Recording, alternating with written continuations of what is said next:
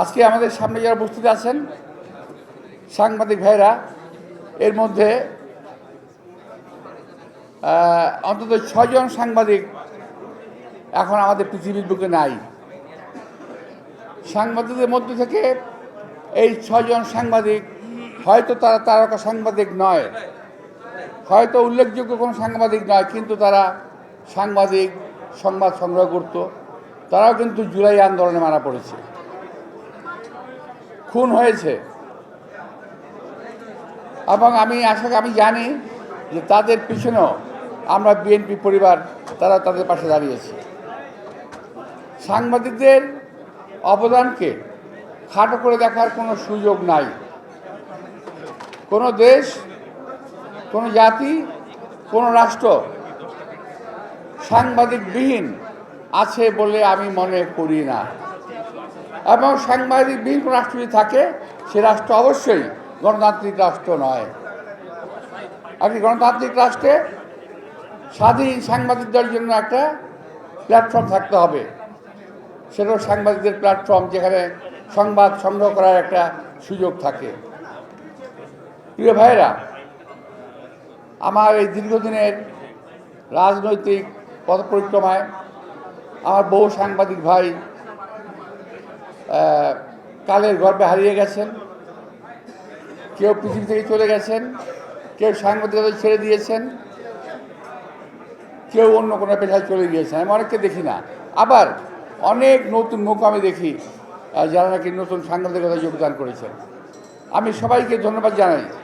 আপনাদের সকলের সম্মিলিত কার্যক্রমেই আজকে দেশে যে গণতন্ত্র প্রতিষ্ঠিত হওয়ার পথে, সেই গণতন্ত্র প্রতিষ্ঠিত হতে যাচ্ছে আপনাদের সকলের কার্যক্রমের বিনিময়ে। সাংবাদিকদের কাজ শুধুমাত্র কোথায় কি একটা দুর্ঘটনা ঘটলো সেটা যদি হয়, কিংবা কোথায় কোনো ঘটনা ঘটলো সেটা যদি হয়, সেটাকে সংগ্রহ করা, তাহলে আমার বলার কিছু নাই। একটি কাজ আছে বলে মনে করি, কোথায় কি হতে যাচ্ছে, কোথায় কি হতে পারে, এটাকেও খোঁজ করে বের করা সাংবাদিকদের একটা কাজ বলে আমি মনে করি।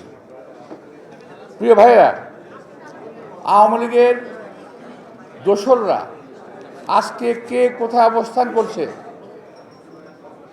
এবং বাংলাদেশের রাজনীতিতে কোন কোন রাজনৈতিক দলের কার কী অবস্থান, কী অবস্থান, কোথায় অবস্থান, এটা আপনাদের পরিষ্কারভাবে তুলে ধরতে হবে।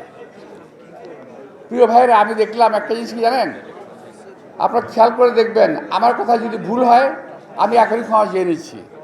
একটি বিশেষ দল সম্পর্কে আপনার কোনো সাংবাদিক, কোনো সংবাদ আপনারা কিছুই লিখছেন না, কিছুই লিখছেন না। আপনারা শুধু লিখছেন কিন্তু বিএনপি সম্পর্কে যতটুকু পারেন ফুলিয়ে ফাঁপিয়ে বাড়িয়ে লিখছেন।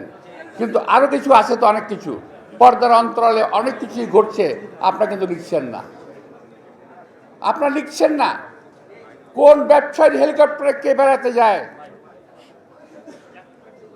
কোন ব্যবসায়ী কাকে কত টাকা দেয়, কোন ব্যবসায়ীকে আজকে আমাদের অনেক রাজনৈতিক দল পৃষ্ঠপোষকতা দিয়ে বাঁচিয়ে রেখেছে, যাদের নামে হত্যা মামলা থাকার পরেও, একটি দুটি নয়, এই ঘটনার পরেও অনেক ঘটনা রয়ে গেছে।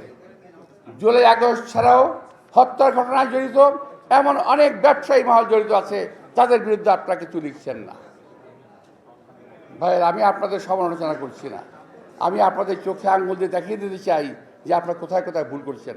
ক্ষতি হচ্ছে, দেশের ক্ষতি হচ্ছে, জাতির ক্ষতি হচ্ছে।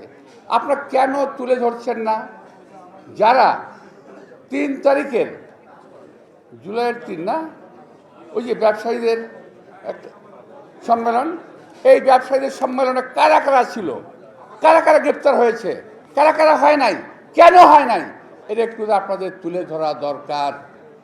কারণ এই সমস্ত লোকগুলো তারা অবৈধভাবে গত 17 বছর টাকা কামিয়েছে, আর আগামী 17 বছর এই টাকা খরচা করবে বাংলাদেশ ধ্বংস হওয়ার পিছনে। সুতরাং আপনারা দয়া করে ওই সমস্ত ব্যক্তিবর্গকে একটু তুলে ধরেন, একটু দয়া করে তুলে ধরেন, সাবধান করেন। ওরা মনে করে টাকা হলেই বোধহয় পৃথিবীটাকে পকেটে নেওয়া যায়, কিন্তু এটা ওরা জানে না টাকা হলেই সব সাংবাদিকদেরকে কেনা যায় না। এটা কিন্তু আমি আমার জীবনে দেখা ব্যাপার। হ্যাঁ, অনেককে আমি দেখেছি যাদের সঙ্গে বলতে চাই না, তবে টাকা হলেই সব সাংবাদিকদের কেনা যায় না। ওই যে পাশে একজন আসছেন আমাদের নতুন, এই যে মধ্যে ভেয়ে আছেন, টাকা দিয়ে কিনতে পারবেন কেউ? কিন্তু অনেক সাংবাদিক আছে তাদের কেনা যাবে হয়তো বা, আমি সবার কথা বলছি না, যারা সাংবাদিক না। তো প্রিয় ভাইরা, তো শুধুমাত্র হ্যাঁ বিএনপি সমাজে রাখেন, সমালোচনা করেন, আলোচনা করেন, কোনো অসুবিধা নাই, মিথ্যা তথ্য পরিবেশন করবেন না, অনুরোধ থাকলো। আর যাদের বিরুদ্ধে আমি বললাম, আমি তাদের বিরুদ্ধে বলি নাই, আমি আমার পক্ষে বলেছি, কারণ আমি বাঁচতে চাই, আমাকে বাঁচতে হবে। আর ওই লোকগুলো যদি তার অবৈধ টাকা নিয়ে এইভাবে ঘুরে বেড়ায়, তাহলে বাংলাদেশে কোনো মানুষ সুস্থভাবে বেঁচে থাকতে পারবে না। এই দেশটাকে তারা অসুস্থ করে ফেলবে, এই দেশে মানুষকে তারা অসুস্থ করে ফেলবে, এই দেশে গণতন্ত্রকে তারা অসুস্থ করে ফেলবে। সুতরাং আজকে তো এখন টাকা পয়সা নিয়ে কথাবার্তা শুরু হয়ে গেছে, আপনি শুনছেন না? তো আরও শুনবেন। তো আমি আপনাদের সাংবাদিক ভাইদের বলবো, শুধু ব্যবসায়ী না, আপনার সচিবালয়ে খোঁজ নেন আওয়ামী দোসররা কীভাবে সেখানে মানে মৌরসি পাট্টা মানে নিয়ে বসে আছে ওখানে। আওয়ামী দোসররা আজকে অবস্থান নিয়েছে সচিবালয়, থানা পরিষদ, ইউনিয়ন পরিষদ, সমস্ত জায়গায় তারা অবস্থান নিয়েছে। সুতরাং আপনাদের উচিত হবে ওই সমস্ত খোঁজখবর সংগ্রহ করে দেশে এবং জাতিকে বাঁচানোর জন্য এই খবরগুলো সংগ্রহ করে এবং মানুষের সামনে তুলে ধরা।